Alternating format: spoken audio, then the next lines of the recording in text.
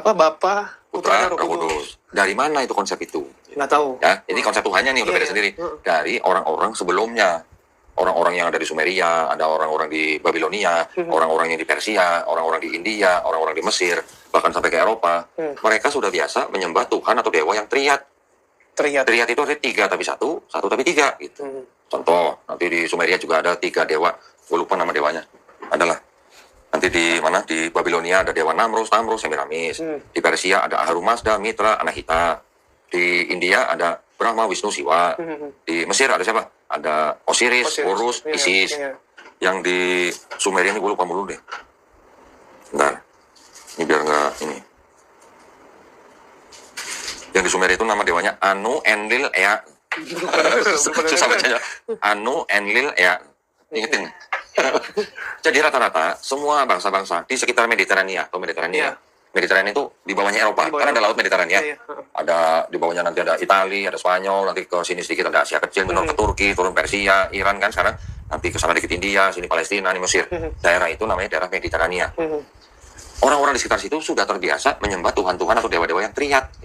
3 tapi 1, 1 tapi 3. Bahkan orang Yunani, filsuf namanya Aristoteles, bilang apa? Sesuai dengan perkataan orang-orang Pitagoras, orang-orang Pitagoras dong, tahu kan Pitagoras kan segitiga kan? Sesuai dengan perkataan orang-orang Pitagoras, alam semesta ini dibatasi dengan 3, awal, tengah, akhir. Nah, dengan hukum ini kami gunakan untuk menyembah dewa-dewa kami, kata Aristoteles. Jadi memang orang-orang di sekitar situ, termasuk orang-orang Yunani, sudah terbiasa menyembah triad. Di Quran ditulis, triad itu kan macam-macam lah. Ada yang konsepnya 3 tapi 1, 1 tapi 3. Di Yunani juga punya konsep yang tadi gue bilang henoteisme. Ada dewa Zeus, di bawahnya ada dewa-dewa yang lain. Nanti dewa Zeus ini bisa punya anak. Ya? Nanti dewa Zeus bisa punya anak dari dewi yang lain namanya Helen. Punya anak dari dewi lain namanya Hermes gitu. Punya anak dari manusia namanya Hercules. Punya anak dari manusia lagi namanya Perseus. Banyak anaknya. Anaknya banyak namanya 100. Di Romawi juga ada dewa namanya Jupiter. Jupiter nanti punya anak Merkuri. Macam-macam kan. Kalau Jupiter ini nggak terlalu banyak anaknya. Konsepnya digabung antara triad sama Helenisme dan paganisme ini. Digabung jadi satu. Diadopsi oleh Kristen.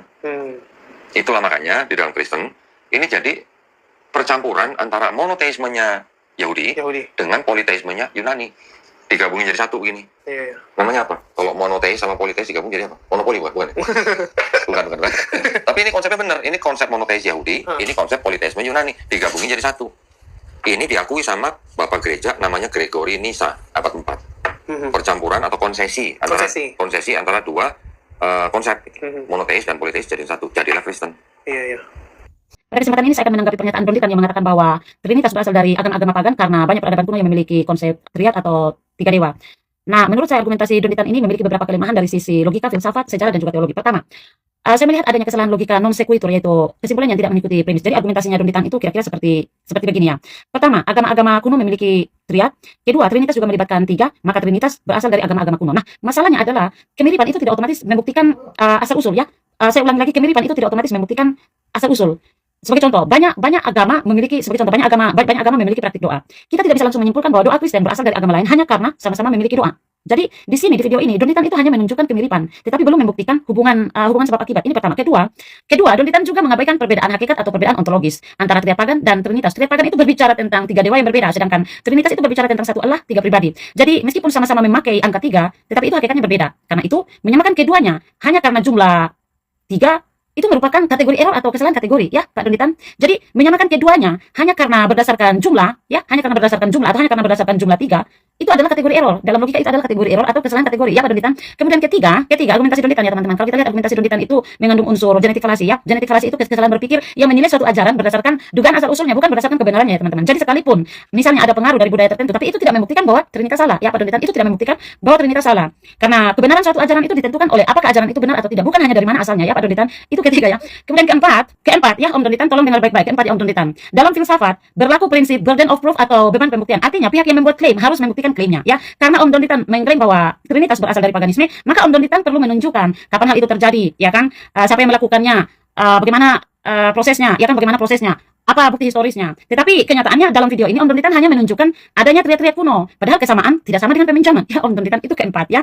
Kemudian kelima argumentasi Om Donitan ya. Argumentasi Om Donitan itu sangat bermasalah secara historis. Ya Om Donitan, kenapa saya bilang begitu? Karena Kristen mula-mula ya, tolong dengar baik-baik Om Donitan. Kristen mula-mula itu justru mereka tuh menolak agama pagan. Mereka menolak penyembahan Zeus, Apollo, Artemis dan dewa-dewa lainnya ya Om Donitan. Bahkan banyak yang mati sebagai martir karena menolak penyembahan kepada dewa-dewa pagan itu Om Donitan ya. Banyak yang mati martir karena mereka menolak penyembahan kepada dewa-dewa pagan itu ya. Karena itu cukup sulit ya Om Donitan, cukup sulit dan terasa aneh menerima bahwa orang-orang yang rela mati karena menolak paganisme justru mengambil doktrin utama mereka dari paganisme ya.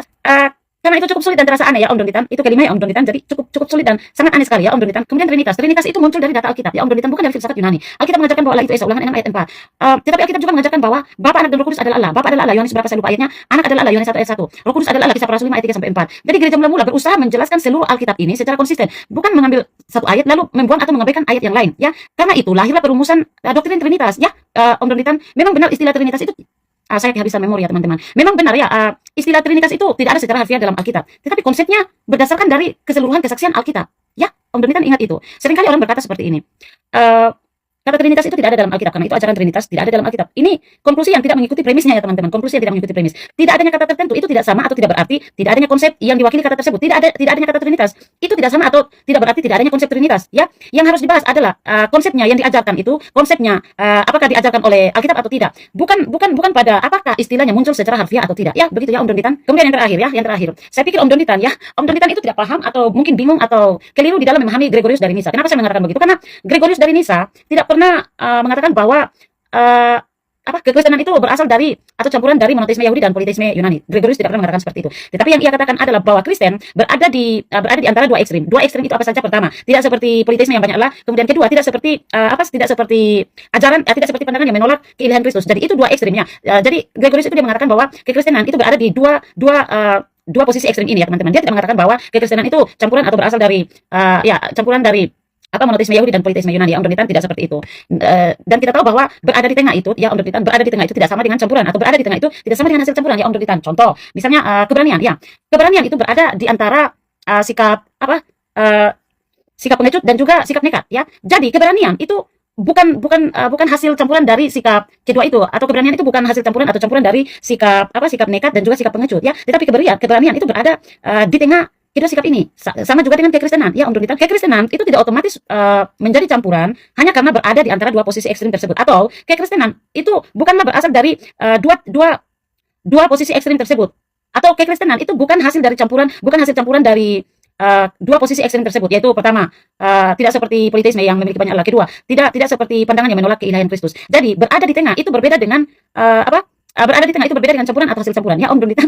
Saya ulangi lagi, berada di tengah atau berada di kedua posisi itu berbeda dengan hasil campuran atau campuran ya Om Donitan. Jadi menurut saya argumentasi Om Donitan ini ya teman-teman ya terlihat sangat meyakinkan. Kenapa? Karena dia menyajikan banyak contoh triad dari berbagai budaya ya teman-teman. Tetapi secara filosofis ya teman-teman, sebenarnya ia gagal membuktikan hubungan sebab akibat antara triad pagan dan trinitas Kristen ya teman-teman. Kemudian argumentasinya juga dalam video ini ya teman-teman, itu hanya menunjukkan kemiripan angka 3 ya, tetapi tidak membuktikan kesamaan hakikat, kesamaan konsep dan juga jalur historis peminjaman ya teman-teman. Karena tadi dia mengatakan bahwa Kristen itu atau Trinitas itu ya dari adopsi dari ini itulah dari pagan-pagan ya, pinjam dari istilahnya pinjam dari pagan-pagan begitu ya teman-teman.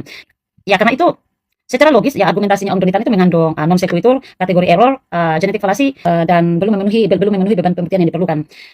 Sedangkan secara teologis Trinitas itu adalah ajaran Alkitab atau Trinitas itu lahir dari Alkitab ya, yang mana upaya gereja dalam memahami secara keseluruhan kesaksian Alkitab tentang Allah yang satu tetapi muncul dalam 3 pribadi, Allah yang satu tetapi dalam 3 pribadi ya. Terima kasih.